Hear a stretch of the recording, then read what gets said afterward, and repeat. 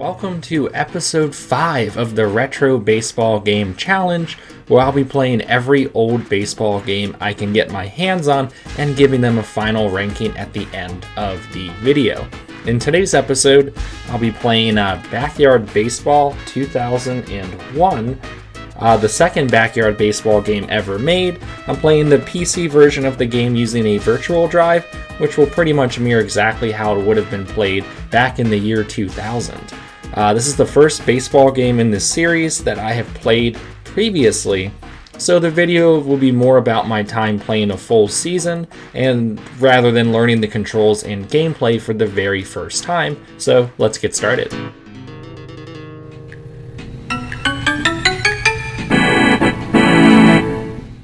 When turning on Backyard Baseball, it was like teleporting back in time instantly.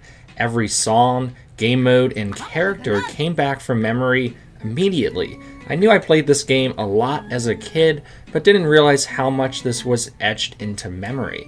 Because of this, we're going to play through an entire single-player season to see if I'm able to win the championship on the first try.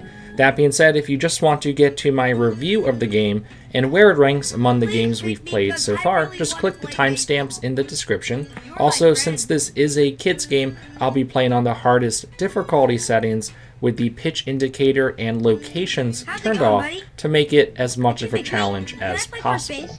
I guess I'll go play somewhere else. Before we dive into my attempt to win a season, I'll just talk a little bit about what this game has to offer and how the gameplay works. We are presented with 4 game modes: Exhibition, Season, Online, and Practice. Online obviously does not work anymore, so we can't test it, but I will say the fact that Online existed and was seamlessly integrated here would have been a nice touch back in the day. I decided to play one exhibition game just to test my memory of how to play, and it's honestly as simple to pick up as it's ever been. Every player you can choose has a complete different personality as well and is rated on 4 categories: hitting, running, pitching, and fielding, which all drastically affect how they play. After drafting a team of my favorite players, including my favorite of all time, the secret weapon, Pablo Sanchez, and anyone that's played a backyard game knows who I'm talking about, whose walk-up music I also use for the intro to this video challenge, you basically just jump right into a 6 or 9 inning game. Everything gameplay-wise is controlled by the mouse. Hitting, pitching, running, fielding, everything. And I'll go into more detail when we do our final grades. The arcade aspects come into play with power-ups that you can earn by striking people out or turning double plays. These range from super fast heat balls to zigzag pitches, corkscrews, or crazy bunts, and something called the undergrounder. I'll try to show off as many of these as possible that I captured on gameplay. Also, in my first exhibition game, it ended in slightly dramatic fashion, with my team almost blowing a big lead on the last batter of the game. Up by 3 with 2 outs, Reese Worthington, who isn't that great of a backyard player, used a crazy bunt, which almost led to an inside-the-park home run to tie the game, but he was out at third base and I escaped with a 7-6 victory. I don't know how the physics of that thing works, but one thing I do know, it can drive any fielder back. Scores another run. He's all over it. Fires it over. Quick throw to second. You kids are doing really good. Throws it over to third, and that's a run. That'll send him back to the dugout. Now on to season mode. Our first step is to create the team we want to use for the rest of the year. This is not a fantasy draft like with some of the previous games or episodes in this challenge so far, so we can choose the specific 9 players we want on our team. Again, every player is rated on 4 categories with a good mix of player abilities, and you can even make your own if you want. Some are definitely easy choices, like Pablo Sanchez, where others have a more balanced skill set as a pitcher or a fielder or maybe a contact hitter. The less powered up your players are, the more of a challenge the game is, so our starting lineup will be a bit of a mix. There are also kid versions of Major League players from every team among all the backyard players. So you'll see that here as well. From 1 to 9, our main lineup for the season will be Kenny Lofton leading off playing center, Pete Wheeler batting second and left, Pablo Sanchez batting third and playing shortstop, Ahmed Khan batting cleanup and playing second, Keisha Phillips playing third and batting fifth, Mikey Thomas in right batting sixth, Jason Kendall batting seventh and catching, Ernie Steele playing first and batting eighth, and finally Angela Del Vecchio pitching and in the 9 spot. My team is pretty stacked, but a lot of these players are the same ones I used back in the day, so I wanted to use them again here.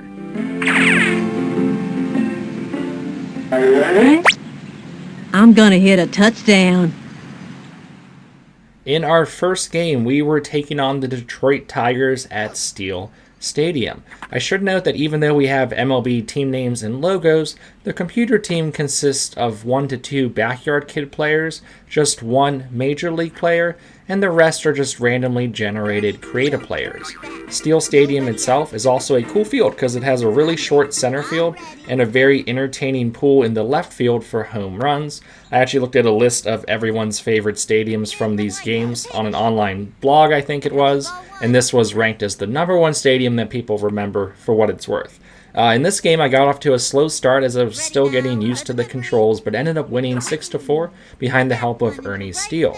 Something that randomly happens before every game is players on your team may be hot or cold, and that drastically affects their abilities for just that one game. Ernie gets a boost at his home stadium, so his batting stats will way up, as you can see here. The game MVP, though, goes to Ahmed Khan, who had 3 home runs to help lead the way for the Bombers. Drive. Goodbye, baseball. Rock and roll.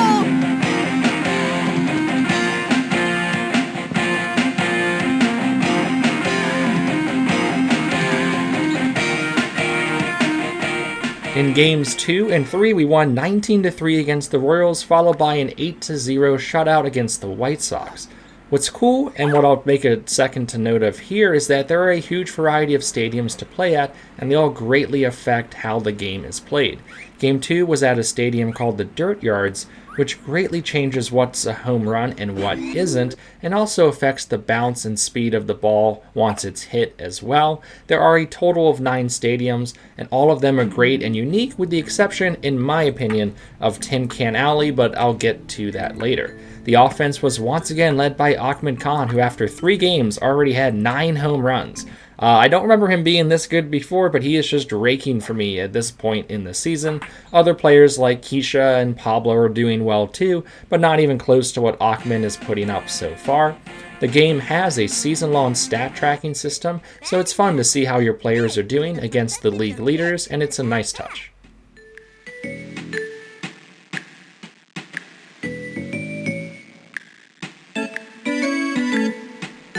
Fast forwarding a bit in the season, and it was going quite well. By Game 7, I was still undefeated, taking on the Athletics. I'll take a second here to talk about the presentation of the game. As you can tell, the game is a mix of 3D and 2D characters with hand-drawn backdrops.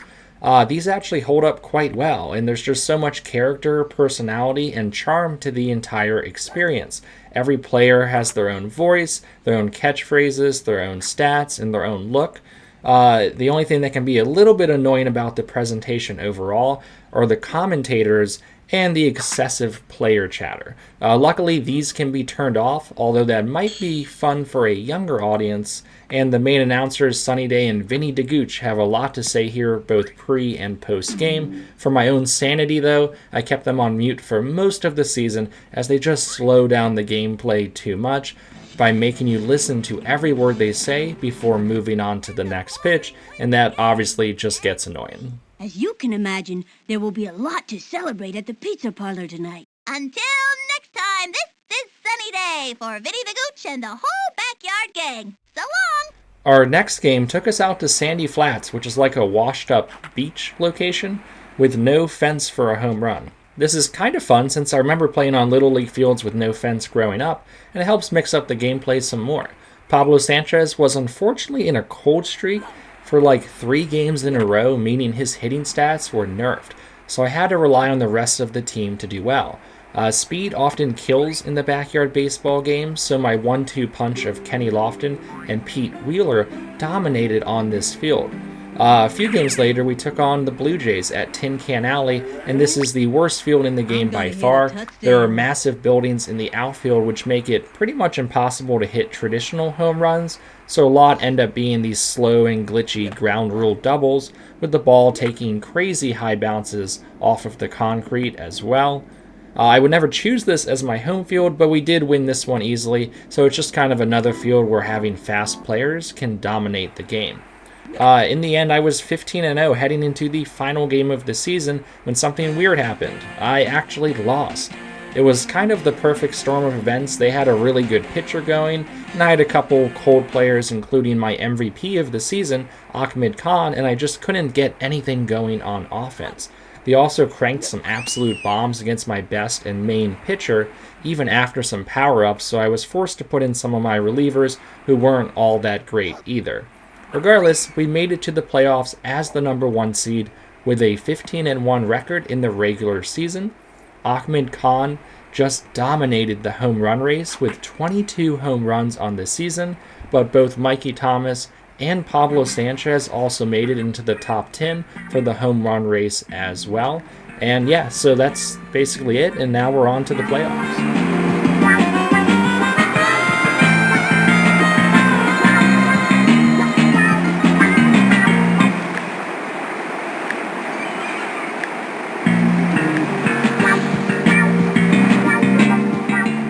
The format for the playoffs is a best-of-3 division series, a best-of-3 championship series, and a best-of-5 World Series. Up first was Frank Thomas and the White Sox, and I don't know if the difficulty gets turned up on purpose in the playoffs, but it definitely felt like it here. The first game was a slugfest that I had to really come back from 6 runs down to win 11-10. Luckily, Game 2 was not as close, so we moved on to the championship series after just 2 games. The championship series was against the Athletics, a team we already played during the regular season and had no problems against, and we absolutely crushed them, winning 19-5 to advance to the World Series. Something I do want to point out is that the game introduces 2 new stadiums here just for the playoffs. The Championship Series stadium is a nice Little League ballpark that features a cool instant replay scoreboard, and all around is just a nice and clean field to play on. It's fun to see these stadiums change the further you get into the playoffs, and it's a nice reward for doing so, but it was finally time for the World Series. Well, fans, it doesn't get any bigger than this. Here we are at the first game of the Backyard World Series. I'm Sunny Day, and joining me is my pal, Vinny the Gooch. Together, we'll bring you every bit of the action. What she means is she's never gonna stop yapping. It's my job, Vinny. Now it's my turn. Today's matchup is between the Chicago Cubs. In the World Series, I am taking on the Chicago Cubs, a team I have not played yet at any point in the season. What was immediately noticeable is that their pitcher, Ramona Bennett, who is not a backyard player and is just a randomly generated creative player, has the best pitching stats of anyone I have faced so far this year. That being said, I got incredibly lucky in Game 1 and worked the power-up system perfectly and ended up with like 6 or 7 crazy bunts in a row, and that made the game that should have been close a much easier win.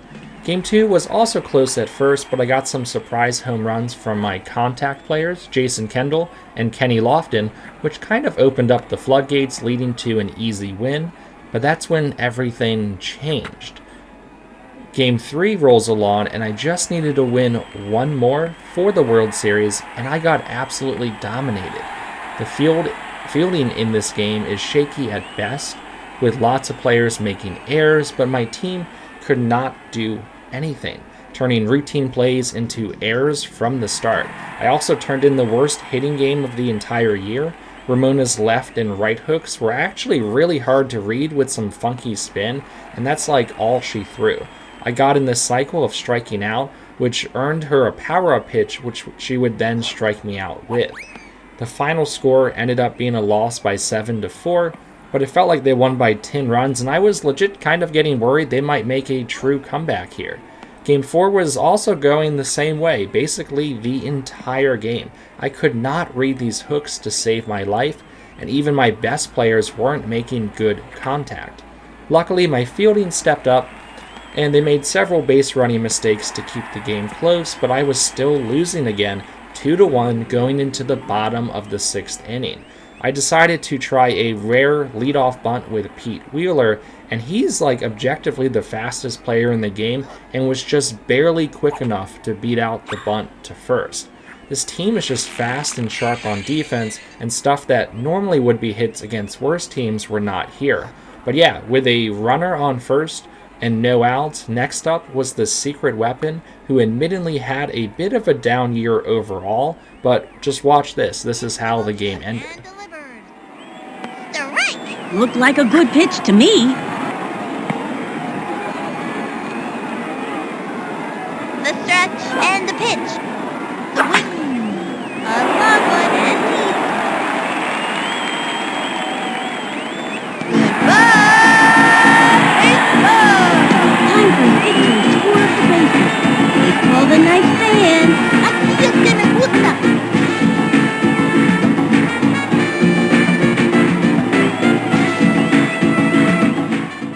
Yeah, a walk-off home run, 2-run home run to win the World Series with my favorite player. It's like I scripted that. So, yeah, in the end, I finished the season with a 20-2 record, winning the Backyard World Series 3-1 against Sammy Sosa, Marky DuBois, and the Chicago Cubs.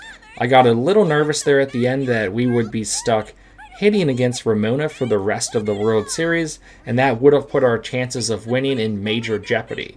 Luckily, the veteran Pablo Sanchez was able to make things happen here. Man, this game, it's really something. For as simple as it is to play, there is so much here to keep you engaged. The season mode is really at a perfect length at 16 games plus the playoffs, and you truly get invested with the success of some of your players. And yeah, that was my journey to winning the season, and we'll dive here in a bit where this game ranks as a baseball video game next. All right, guys, so on to our grades here, starting with hitting. Hitting is the most engaging part of the gameplay here. Making contact with a well-timed swing is very satisfying, and home runs and other big hits have a nice crack or pop to them.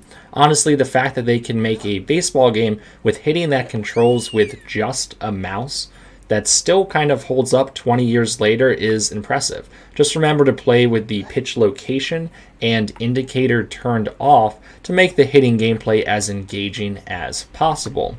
And while I pretty much commend the hitting side of the gameplay, the pitching is as equally pick up and play as the hitting, especially for kids, but, and a big but here, it's sluggish and grows stale fast. All you really do is click on where you want to pitch, so there isn't much of a challenge. The only thing you really have to think about is balancing the RNG elements and the power-ups you earn, and that's pretty much it. It's functional, and that's the best thing I can say about it. Fielding and base running, kind of like the pitching, falls short as well. It's super slow. Kids make errors constantly. They run into one another and fall over. It's actually kind of entertaining, but they really just don't respond to what you want them to do, especially on pop flies. Again, it's kind of cool. You can control everyone using just your mouse, but the AI can be specifically frustrating when they run into one another. They drop fly balls, or when they're trying to throw, the ball just kind of slips out of their hands.